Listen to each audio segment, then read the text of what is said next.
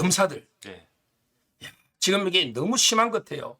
지금 이게 한동훈하고 이원석 총장은 겁이 나가지고 내를 탄핵하려는데도 못하고 네. 지금은 이제 이정석 검사하고 손준성 네네. 두 명을 이게 탄핵을 결의했고요. 탄핵하려고. 네네. 그다음에 지금 또 노골적으로 좌표를 찍은 두 명의 검사가 있습니다. 첫째는 이제 김영철 네. 이분이 반부패부의 중앙지검의 2부의 부장했죠. 네. 김영철 지금 이게 대검의 반부패 1과장이거든요. 네네. 김영철 이름을 까가지고 이 사람이 김건희 여사 도이치모터 수사를 부실하게 무혐의 면죄부를 주가지고 대가로 대검에 좋은 자리 갔다. 이렇게 김영철 검사를 좌표를 찍어서 이게 조리돌림하고요.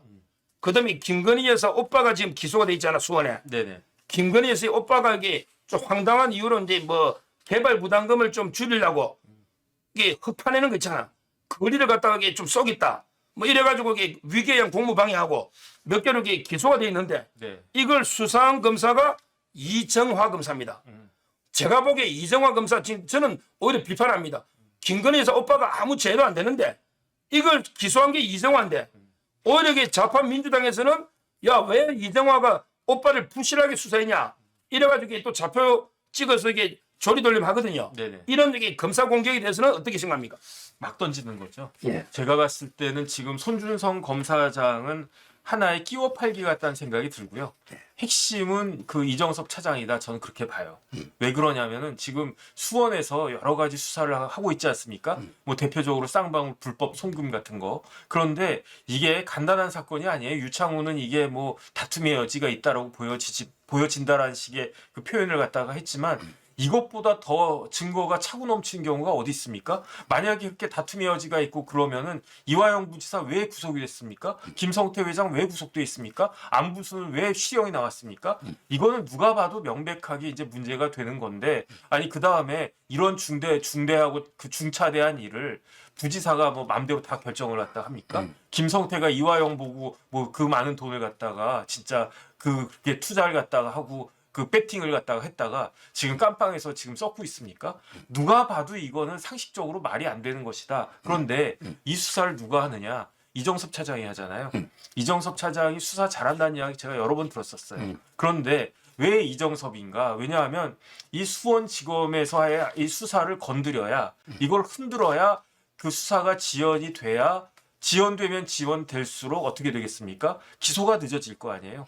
기소가 늦어지고 기소가 늦어지면 이제 본인이 부담이 어쨌든 시간을 버는 거니까. 그러니까 이거는 막 던지는 거다라는 그런 생각이 들고요. 근데 저는 처음에 어떤 생각이 들었냐면 우리나라 역사상 대한민국 역사상 탄핵이 처음 됐던 건 언제냐면 노무현 전 대통령 때였어요. 그러니까 우리나라가 1948년에 건국하지 않았습니까? 네. 1948년에 건국한 이래 첫 번째로 탄핵이 의결된 게 2004년 3월 9일이에요. 그 다음에 12년 후에 박근혜 전 대통령 탄핵이 됐고, 그러니까 우리나라 역사상에 탄핵은 딱 두 번밖에 없었던 거죠. 그러다가 지금 민주당이 다수당이 되면서 그러면서부터 이제 탄핵이 남발되기 시작하는 건데 2021년 2월 1일에 임성근 부장 탄핵했죠. 어떻게 됐습니까? 각하됐죠. 그 다음에 올 2월 6일에 이상민 장관 탄핵했죠? 어떻게 됐습니까? 9대0. 기각됐잖아요. 그것도 9대0. 그런 다음에 저는 제일 황당한 게 그러니까 지지난달이네요. 벌써 9월 19일에 안동환이라고 하는 검사가 탄핵이 됐어요. 안동환이 누구야 그래? 안동환 진짜 듣보잡이에요. 그 안동환 차장한테 미안하지만 근데 들어본 적이 없는 검사예요. 왜냐하면 이정섭은 제가 몇 번 본 적도 있어요. 근데 이제 삐쩍 말라가지고 눈 부리부리하고 수사 잘하게 생겼더라고요. 손준성은 29기에서 에이스라고 그랬으니까 그 두 사람 제가 알았는데 안동환은 누구야? 그 다음에 오늘 뭐 이정화, 뭐 김용철 뭐 이런 검사들도 모르는 사람들인데 이게 탄핵이라고 하는 건 뭐냐면요. 법적으로는 파면이에요. 그러면 공무원의 임면권이 누구한테 있습니까? 대통령한테 있잖아요. 정상적인 정당이다라고 하면 정치적으로 장관 같은 경우에는 정치적으로 예컨대 서정욱 장관이 이러이러하게 뭐 술도 많이 먹고 나쁩니다. 그럼 여론이 저런 사람은 잘라야 돼. 그러면 대통령이 자르도록 해야지 탄핵의 대상은 제가 봤을 때 실질적으로는 대통령밖에 없어요. 대통령은 셀프로 그게 할 수가 없는 거니까. 그런데 진짜 검사장도 아니고 일개 부장, 차장 이런 사람들을 갖다가 탄핵을 한다? 제 생각에는요.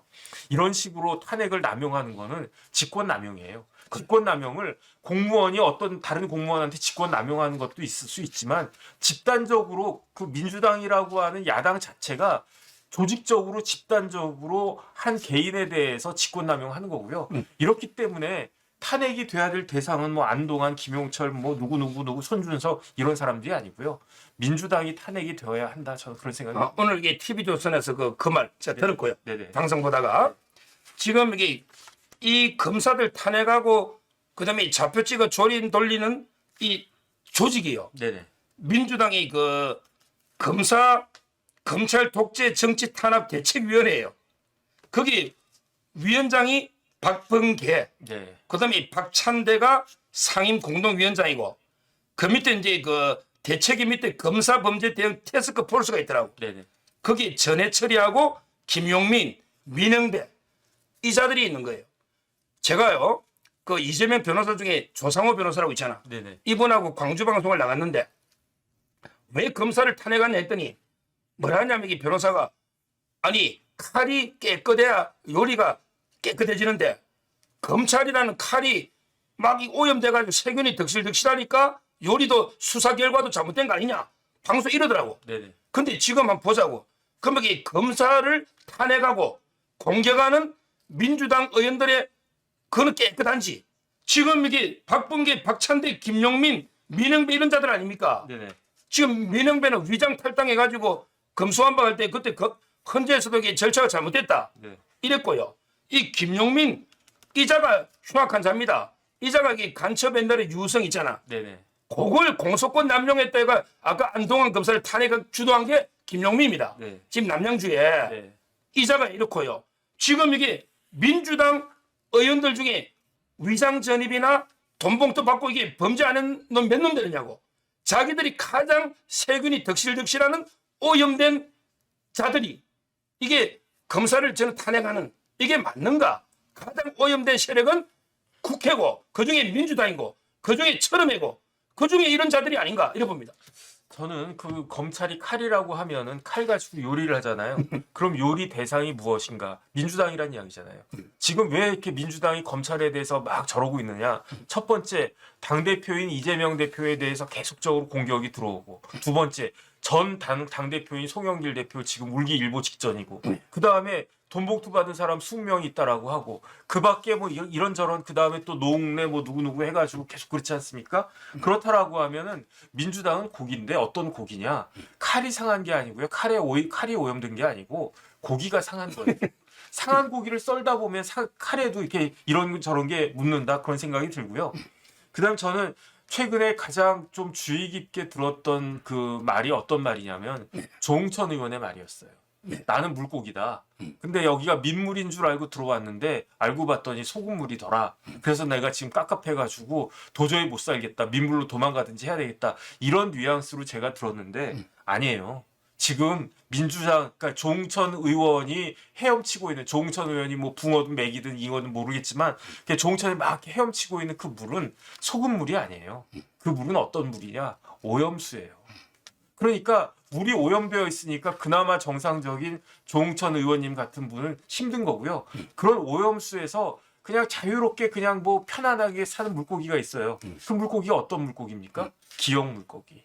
그러니까 지금 좀 전에 이야기했지만 뭐 누구 제가 말은 안 하겠지만 그런 사람들이 정상적인 국회의원입니까? 좀 비정상적인 이상한 국회의원들이잖아요. 그게 왜 그렇습니까? 민주당이라고 하는 풀이 이상하니까 거기서 놀다 보면 깨끗한 고기들도 오염되고 원래 이상한 고기들은 그 물 만나듯이 진짜 그렇게 그 나가는 거 아닌가. 그러다 보니까 이렇게 말도 안 되는 탄핵 소추도 하는데 저는 검사 탄핵도 검사 탄핵이지만 이동관 위원장에 대한 탄핵은 정말로 기가 차도 너무너무 차다. 왜냐하면 이동관 위원장이 언제 그 방통위원장 됐습니까? 8월 25일 날 됐어요. 그런데 탄핵 소추안이 언제 발의됐습니까? 11월 9일 날 됐어요. 그러면 3개월도 아니에요. 2달 반 한 거예요.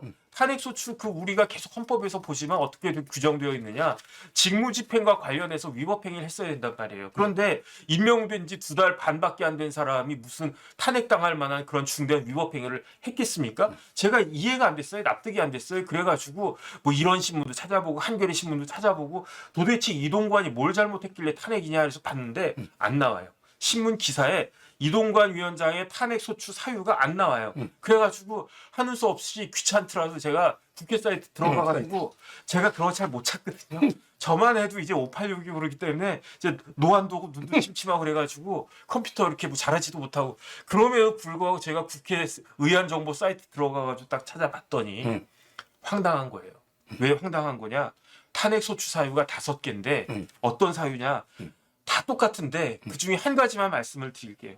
8월 25일부터 10월 6일까지 43일 동안에 상임위원 2명만 가지고 의사 진행했다고. 그러니까 상임위원이 방통위에 5명 있어야 되는데 지금 3명이 없잖아요. 네. 2명밖에 없잖아요. 그럼 일을 하지 말고 가만히 있어야 되는데 어쨌든 방통위원 2명 가지고 의사 진행했기 때문에 이것이 방송통신위원회법 위반이다. 똑같아요. 이런 식이에요. 가짜뉴스 근절하기 위해서 자료 요청했다고 이게 언론의 자유 위반이고 그 다음에 뭐 심지어 그 KBS 이사회가 파행됐는데 그 이사회를 갖다가 제대로 그 뭐 파행에 동조했다고 해서 이거 탄핵이고 가짜뉴스에 이제 방통위가 제일 황당한 거 뭐냐면 지금 이동관 위원장이 가장 그 신경 쓰는 분야가 뭐냐면은 가짜 뉴스거든요.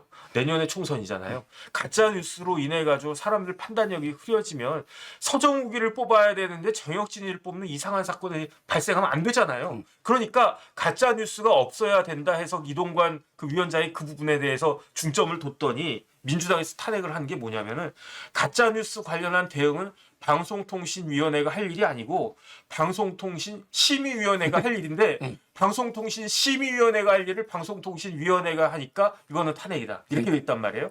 그런데 헌재 결정이 헌재 판례가 어떻게 되어 있냐면은 그 법 위반했다고 해가지고 왜냐하면 이게 헌법에는 뭐 그 헌법이나 법률에 위반되면 탄핵한다 이렇게 되어 있지만 헌법재판소법은 규정이 달라요. 어떻게 되어 있냐면 탄핵 심판 청구가 이유가 있어야 된다 이렇게 되어 있단 말이에요. 그런데 어떤 경우가 이유가 있느냐?